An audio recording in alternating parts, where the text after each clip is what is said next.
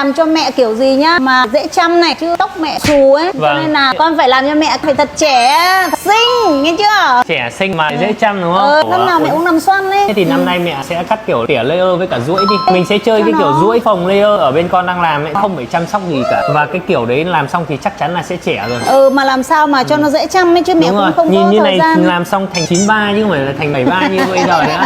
Để kiểu xoăn thì nó sẽ là theo hướng sang, còn để cái kiểu thẳng duỗi cụp ấy thì nó sẽ theo hướng trẻ. Năm nay con thấy các cô các mẹ thì hay chơi mấy kiểu duỗi cụp layer, tại vì mấy kiểu đấy thì nó không phải chăm sóc gì cả mà nó lại trẻ, nó lại phù hợp với mấy cái người mà hay phải nhuộm phủ bạc như mẹ này, hay phải nhuộm đen ấy. Đúng thì rồi nó đấy. bị già. Nhưng mà như ngày xưa chơi ép thì nó hay bị xẹp ấy, thì bây giờ mình có thể duỗi phồng. Đúng rồi, đầu mẹ xẹp lắm này, cho mẹ phồng phồng một tí nhá. Đấy thì bây giờ mình có thể chơi duỗi phồng thì nó sẽ đẹp luôn mẹ ạ. Thì Nhá. trẻ và đẹp. Ok. Biến hình cho mẹ Ngọc Hạ.